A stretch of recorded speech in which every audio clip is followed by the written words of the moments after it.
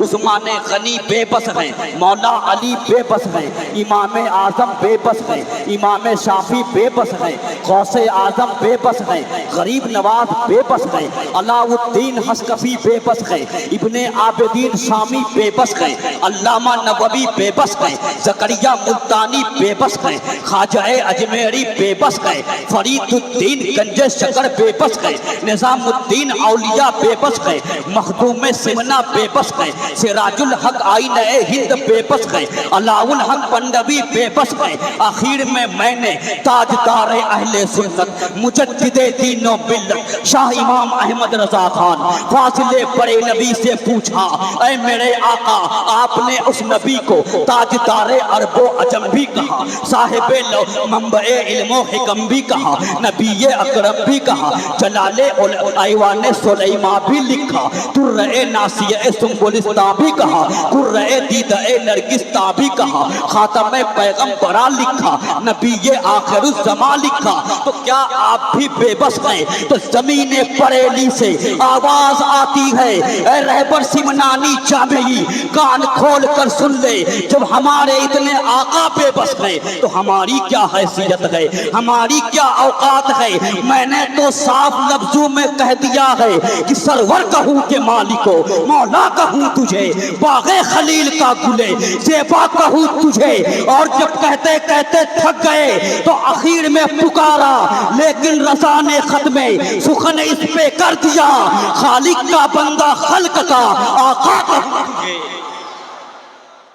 آئیے اسی آقا کی بارگاہ میں جھوم جھوم کر بلند آواز سے لو لگا کر پڑھیے، اللہ سیدنا مولانا محمد صلی اللہ تعالیٰ علیہ وسلم۔ اللہ تبارک و تعالیٰ نے قرآن پاک میں ارشاد فرمایا، اے محبوب آپ فرما دیں، حق آ گیا باطل مٹ گیا، بے شک باطل کو مٹنا ہی تھا۔ ایک سوال پیدا ہوا کہ کیا اس سے پہلے حق نہیں آیا تھا؟ عرب کی زمین سے پہلے بھی تو حق آیا تھا۔ کیا حضرت آدم صفی اللہ حق نہ تھے؟ کیا حضرت نوح نجی اللہ حق نہ تھے؟ کیا حضرت زکریہ نبی اللہ حق نہ تھے؟ کیا ابراہیم خلیل اللہ حق نہ تھے؟ کیا ملک شام کی دھرتی پر حق نہیں آیا تھا؟ کیا موسیٰ کلیم اللہ حق نہ تھے؟ کیا ملک مصر کی زمین پر حق نہیں آیا تھا؟ تو یہ کیسے کہا گیا کہ حق آ گیا باطل مٹ گیا؟ بے شک باطل کو مٹنا ہی تھا۔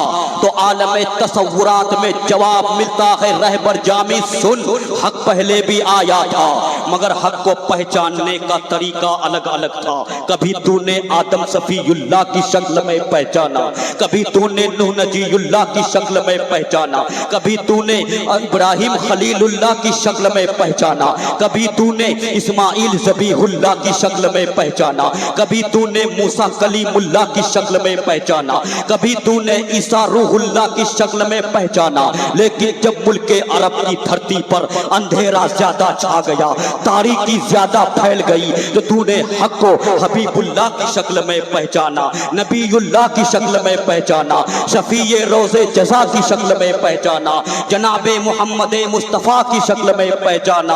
اور تاریخ نے دیکھا کہ جب بھی باطل نے حق پر حملہ کیا، حق نے ڈٹ کر جواب دیا۔ جب باطل نے حق کو سینہ دکھایا تو حق نے باطل کے سینہ چیر دیا۔ جب باطل نے حق کی جانب قدم بڑھایا تو حق نے باطل کے قدم توڑ ڈالے۔ جب حق کی طرف باطل نے آنکھیں دکھائی تو حق نے باطل کی آنکھیں پھوڑ ڈالی۔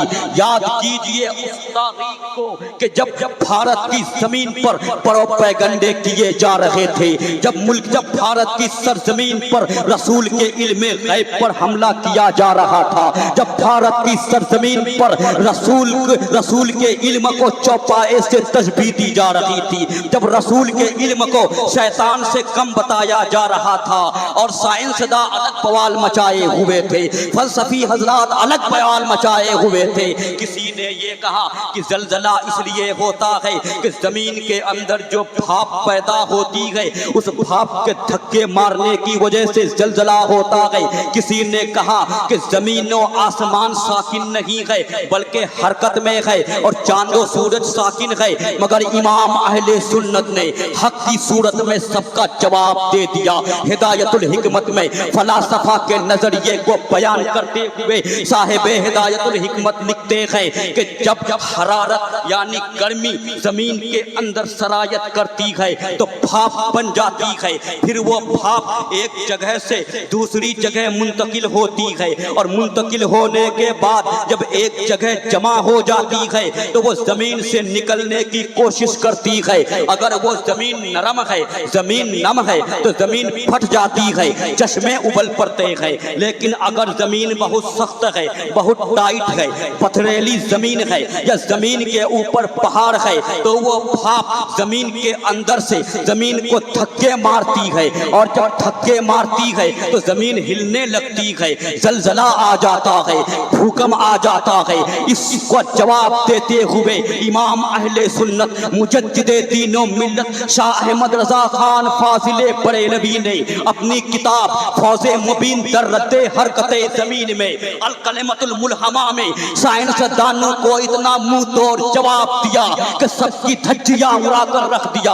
امام اہل سنت نے لکھا کہ اے سائنس دانوں سنو سنو، تم جو یہ کہتے ہو کہ بھاپ کی وجہ سے زلزلہ آتا ہے، بھاپ کی وجہ سے دھکے مارنے کی وجہ سے زلزلہ آتا ہے، حقیقت یہ نہیں ہے۔ حقیقت تو یہ ہے، اسلامی نظریہ تو یہ ہے کہ جب کسی زمین پر برائی زیادہ ہونے لگتی ہے، جب کسی زمین پر برائیاں زیادہ ہونے لگتی ہے تو رب تبارک و تعالیٰ ایک پہاڑ کو حکم دیتا ہے، اس پہاڑ کا نام کوہ قاف ہے، جس کو بیان کرتے ہوئے شیخ سعدی نے پوستا کے اندر لکھا کہ سی مرگ در قاف قسمت خورد، یہ وہی کوہ قاف ہے۔ اعلیٰ حضرت نے فرمایا کہ کوہ قاف کے ریشے، کوہ قاف کی جڑیں پوری زمین پر پھیلی ہوئی ہے، جہاں پر گناہ زیادہ ہوتا ہے، جہاں پر برائی زیادہ ہوتی ہے تو رب تبارک و تعالیٰ کوہ قاف کو حکم دیتا ہے اے پہاڑ، اس دھرتی پر جہاں برائی زیادہ ہوتی ہے اس کی جڑ کو تم ہلا دو۔ حکم کی تکمیل کرتے ہوئے جب کوہ قاف اپنی اس جڑ کو ہلاتا ہے تو اس جگہ کی زمین ہلنے لگتی ہے، زلزلہ آ جاتا ہے، بھوکم آ جاتا ہے۔ پھر سائنس دانوں کے نظریے کو سامنے رکھ کر انہی کے اصول و ضوابط کی روشنی میں سائنس دانوں کے فارمولے کے پرخچے اڑا دیے۔ تاریخ گواہ ہے کہ کسی سائنس داں سے اس کا جواب نہیں بن سکا اور امام اہل سنت نے یہ نظریہ دے دیا، ہم کو یہ عقیدہ دے دیا کہ سنو سنو یہ سائنس کا نظریہ غلط ہے، جو اسلامی نظریہ ہے وہی درست ہے، وہی ٹھیک ہے، اور آپ نے پوری امت مسلمہ کو یہ بتا دیا کہ سائنس کا جو نظریہ اسلام کے مطابق ہے اس کو لے لو، لیکن جو نظریہ اسلام کے خلاف ہے اس کو جوتے کی نوک سے اڑا ڈالو۔ کیوں؟ اس لیے کہ سائنس کا نظریہ بدل سکتا ہے، سائنس کا عقیدہ بدل سکتا ہے، مگر اسلام کا نظریہ بدل نہیں سکتا، اسلام کا عقیدہ بدل نہیں سکتا، اسلام کے فارمولے کو کوئی مٹا نہیں سکتا، اسلام کے نیم قانون کو کوئی ختم نہیں کر سکتا۔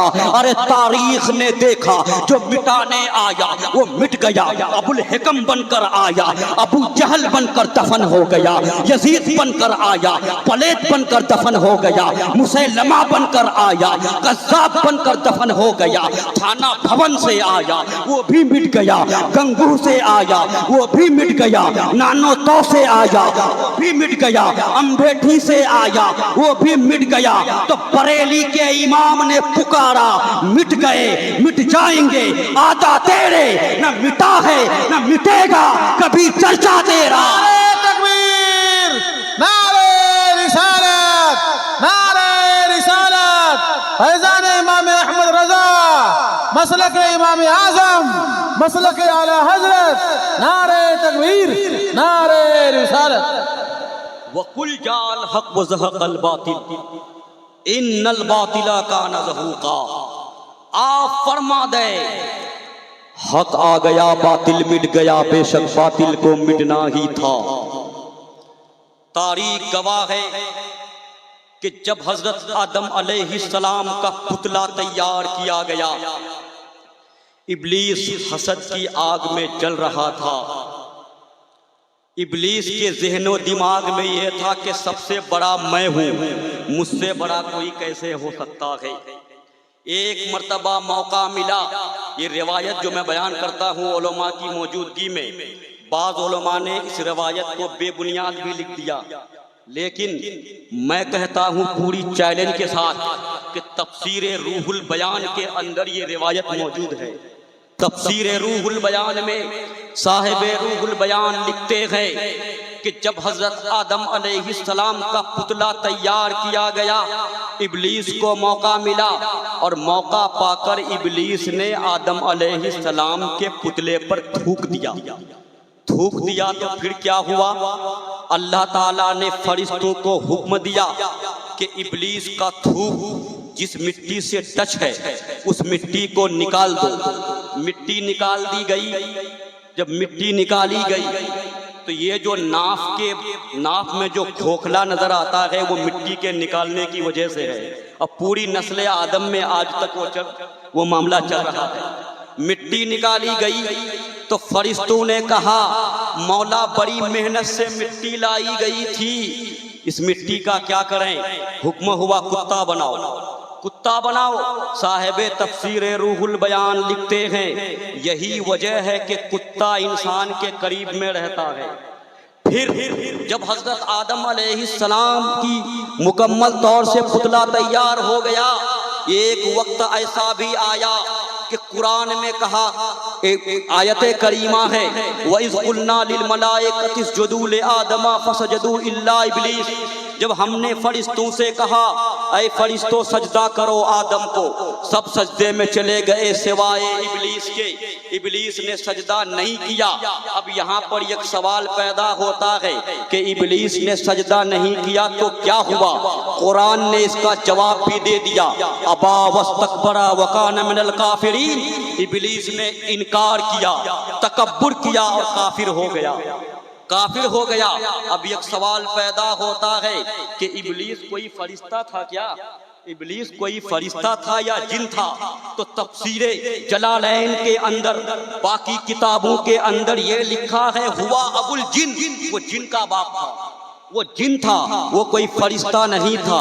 تو پھر حکم تو فرشتوں سے تھا، جن سے تو حکم نہیں تھا۔ اگر کوئی یہ کہے کہ قوم کے ساتھ ساتھ زید کو بھی آنا ہے، زید اگر نہیں آیا تو عربی میں کہا گیا جاء القوم الا زید، قوم آئی سوائے زید کے۔ جب زید نہیں آیا تو یہ اس کا جرم ہے، اب اس کو سزا دی جائے گی کیونکہ اس کو آنا تھا۔ لیکن اگر کہنے والے نے یہ کہا جاء القوم الا کہ قوم آئی، گدھا نہیں آیا گدھا کے علاوہ، تو چونکہ گدھا تو داخل نہیں ہے نا، گدھا تو قوم میں داخل نہیں ہے۔ ہم اس بحث میں نہیں جاننا چاہتے کہ یہاں پر مستثنی متصل ہے یا مستثنی منقطع ہے۔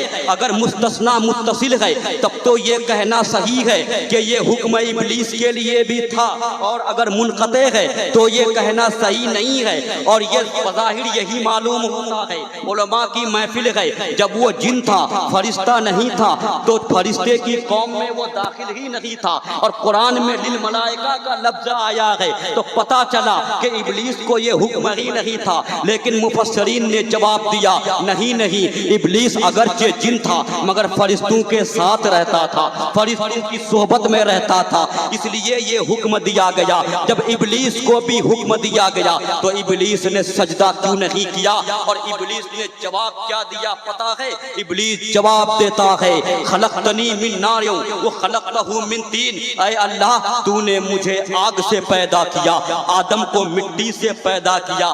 آگ مٹی کے آگے جھکتی کہاں ہے؟ جب آگ مٹی کے آگے نہیں جھکتی تو میں آدم کے سامنے کیوں جھکوں گا؟ ابلیس کا یہ عقلی جواب درست تھا کہ نہیں؟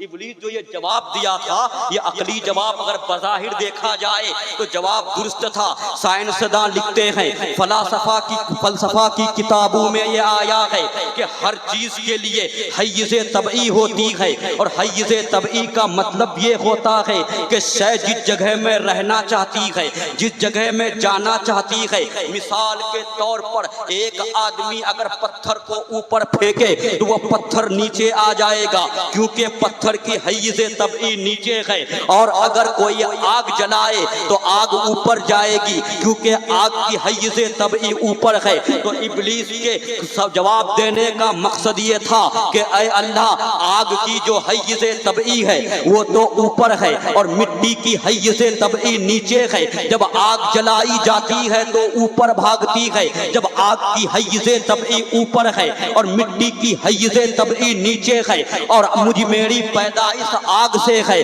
تو میں جب آگ مٹی کے سامنے نہیں جھکتی تو میں مٹی کے سامنے کیسے جھک سکتا ہوں؟ میں آدم کے سامنے کیسے جھک سکتا ہوں؟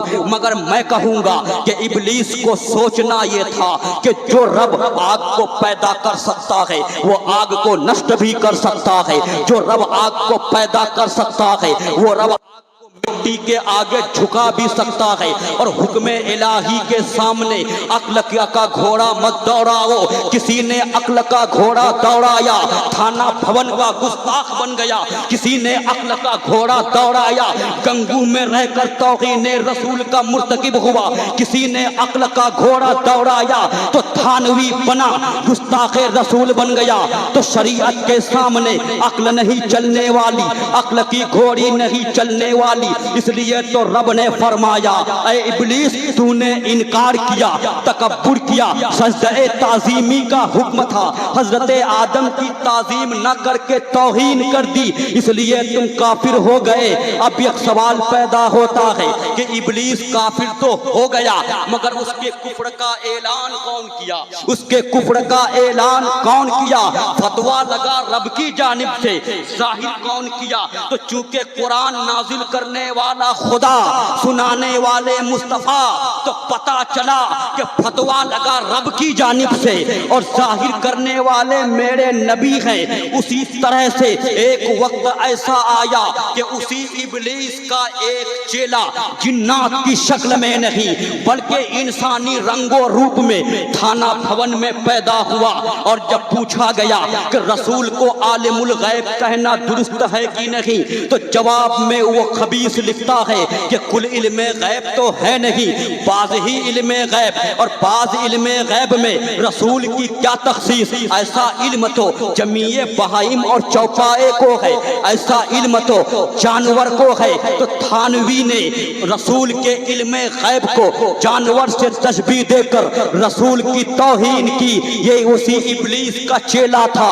جو عقل کے تقاضے کے مطابق ایک نبی کی توہین کیا تھا، اور اسی کا چیلا آج تھانہ بھون کی دھرتی پر امام الانبیاء کی توہین کر رہا ہے۔ اسی طرح ابلیس کا ایک چیلا اسی انسانی رنگ و روپ میں گنگو میں پیدا ہوا، جس کو رشید احمد گنگو ہی کہا جاتا ہے۔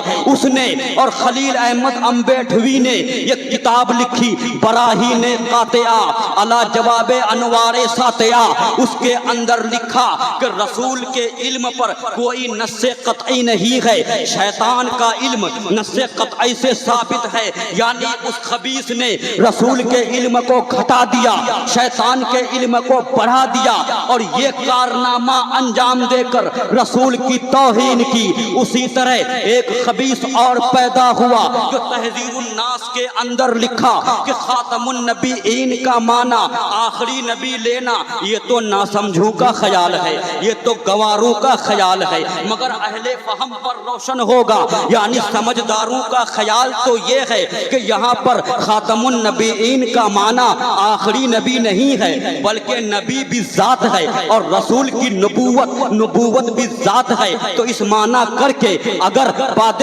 زمانہ نبوی کوئی نبی پیدا ہو جائے تو خاتمیت محمدی میں کچھ فرق نہیں آئے گا۔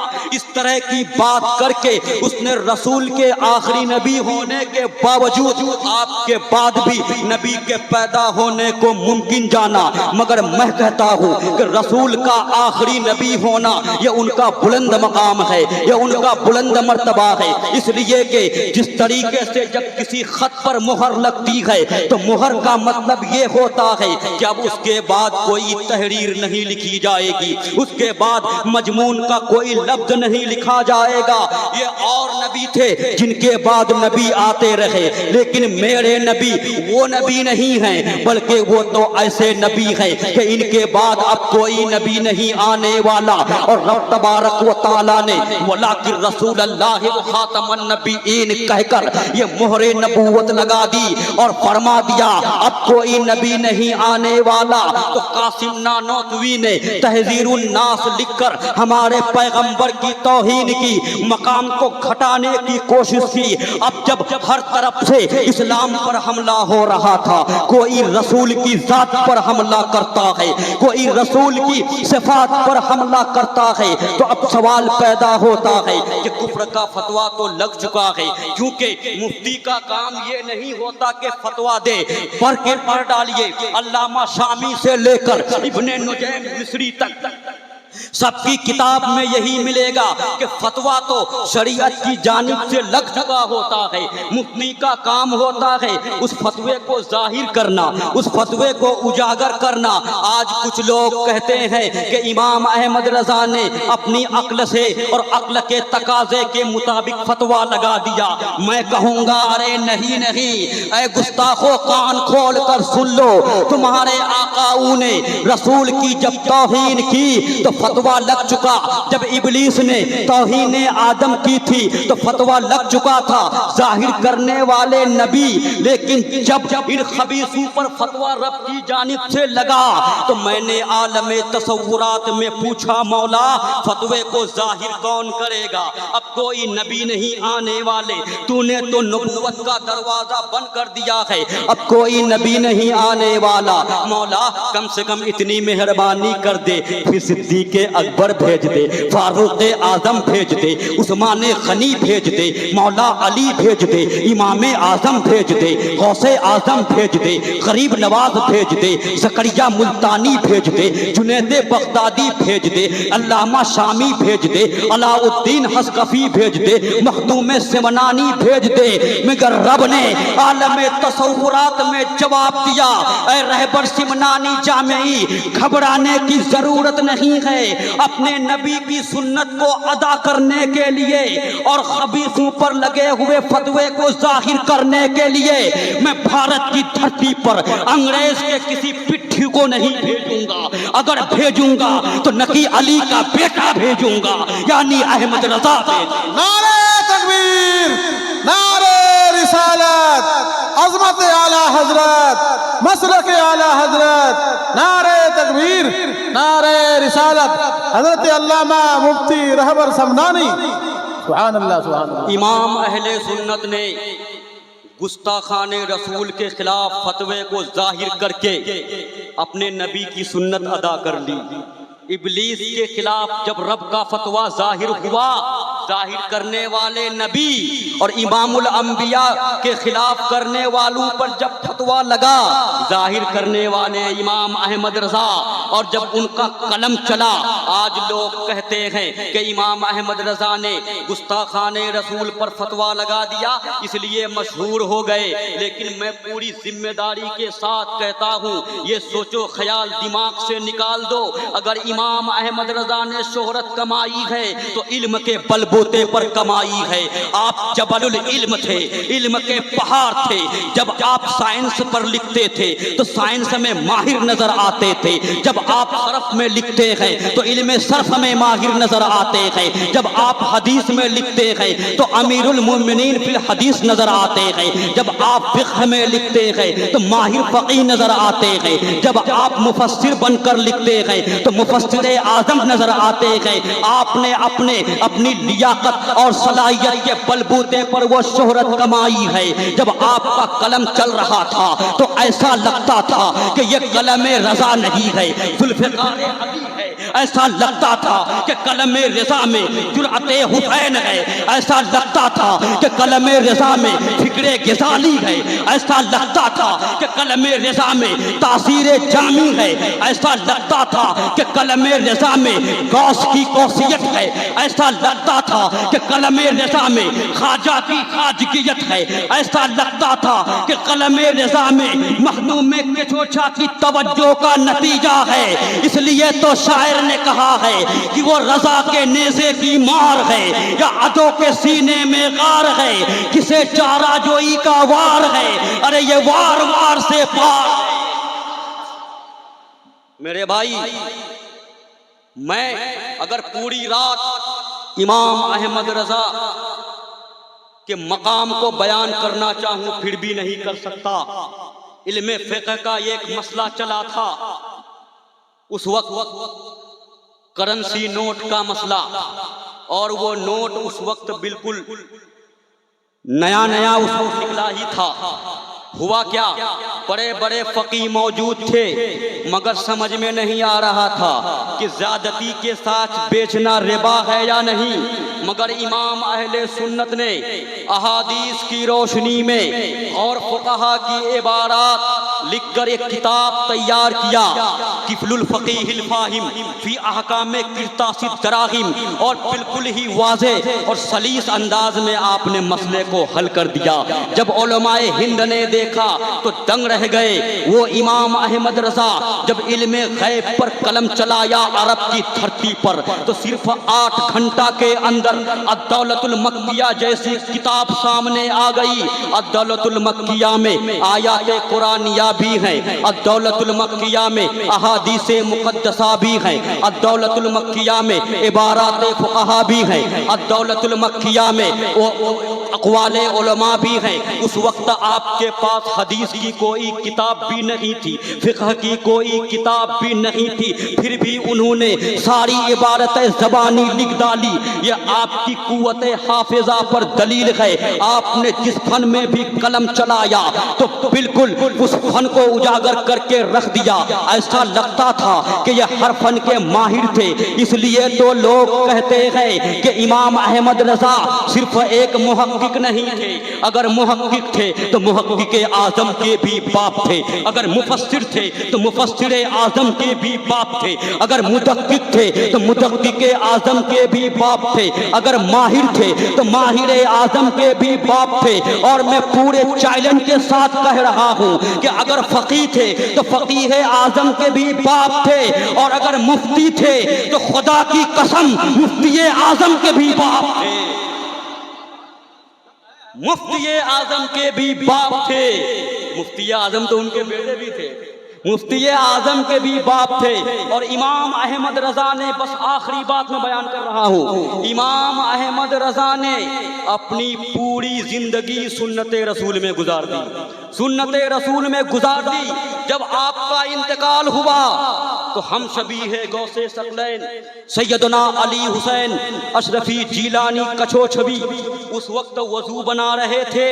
انہوں نے، لوگوں نے دیکھا کہ ان کی آنکھوں میں آنسو آ گئے، آنسو کے قطرات زمین پر گر رہے ہیں۔ پوچھنے والوں نے پوچھا حضور آپ رو کیوں رہے ہیں، رونے کی وجہ کیا ہے، رونے کا کارن کیا ہے؟ تو اشرفی میاں نے جواب دیا، میں فرشتوں کے کندھے پر قطب الارشاد کا جنازہ دیکھ رہا ہوں، قطب الارشاد کا جنازہ دیکھ رہا ہوں۔ بڑے بڑے اولیاء، بڑے بڑے علماء نے آپ کی عظمت و وقار کو مانا ہے۔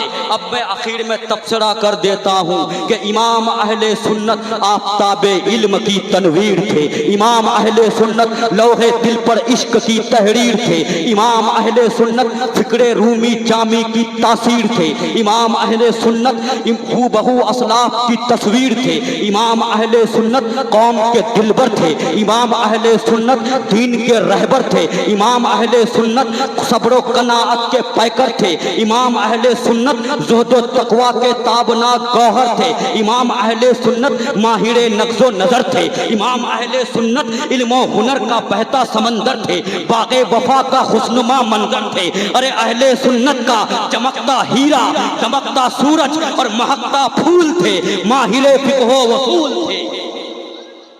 تو آپ نے جو فتویٰ کو ظاہر کیا گستاخان رسول کے خلاف، چونکہ ہمارے علماء نے اوپر بھی لکھا ہے کہ جو گستاخ رسول ہے اس کی توبہ مقبول نہیں ہوتی اور وہ واجب القتل ہے۔ چنانچہ در المختار کے اندر علامہ علاء الدین حسکفی نے لکھا کہ جو رسول پر سب و ستم کے سبب کافر ہوا تو لا تقبل توبتہ، اس کی توبہ قبول نہیں کی جائے گی، وہ یقتلو اور اسے قتل کر دیا جائے گا۔ یہی وجہ ہے کہ ابو عبیدہ بن جراح، ایک حدیث میں آیا ہے کہ ابو عبیدہ بن جراح یہ جو تھے صحابی رسول تھے، عشرہ مبشرہ میں تھے، رسول کی محفل ہے، ابو عبیدہ بن جراح ایک انسان کے سر کو لے کر آ گئے، انسانی سر پکڑے ہوئے ہے، رسول نے دیکھا عجیب و غریب منظر ہے، معاملہ کیا ہے؟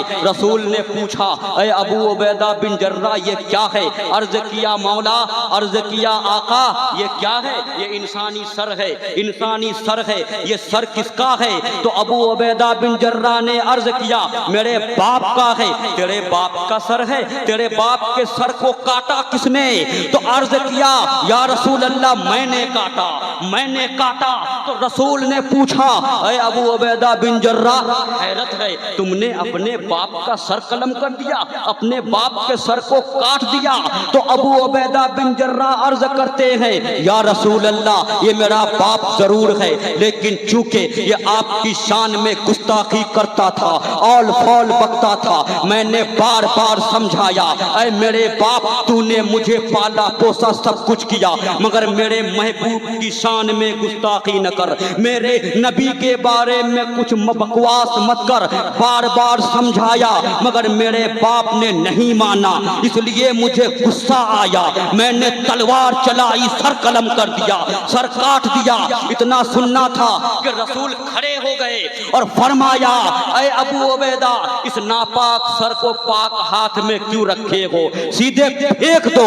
اتنا کہنا تھا کہ ابو عبیدہ بن جراح نے اس سر کو پھینک دیا اور رسول نے پیشانی چوم لی، پیشانی چوم لی۔ اس حدیث سے کیا پتا چلتا ہے کہ اگر گستاخ رسول باپ بھی ہو تو باپ کا سر کاٹ دو، بیٹا بھی ہو تو بیٹا کا سر کاٹ دو، اس لیے یہ ایمان سے بڑھ کر جان نہیں ہو سکتی۔ امام اہل سنت بھی سزا دے سکتے تھے، لیکن چونکہ اسلامی حکومت نہیں تھی، اس وقت اپنی حکومت نہیں تھی، اگر قتل کر دیتے یا کچھ کہہ دیتے جن کی بنیاد پر اس کو قتل کر دیا جاتا تو معاملہ الٹا ہو جاتا۔ آپ نے حالات کے پیش نظر صرف فتوے کو ظاہر کر دیا اور لوگوں کو بتا دیا کہ اے لوگوں رسول کے خلاف اگر کوئی زبان کھولے تو اس کی زبان توڑ کر رکھ دو، رسول کے خلاف کوئی انگلی اٹھائے تو اس کی انگلی مروڑ کر رکھ دو، اور عشق رسول کا درس دے کر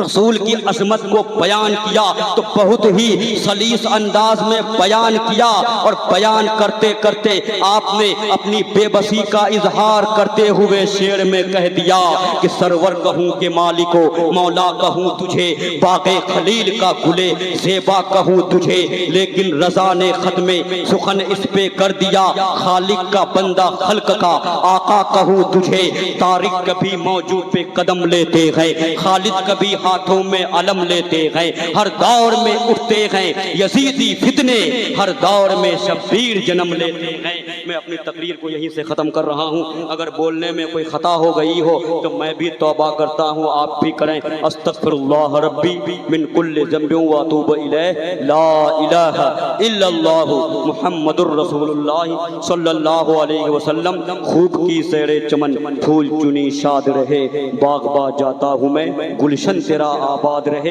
السلام علیکم۔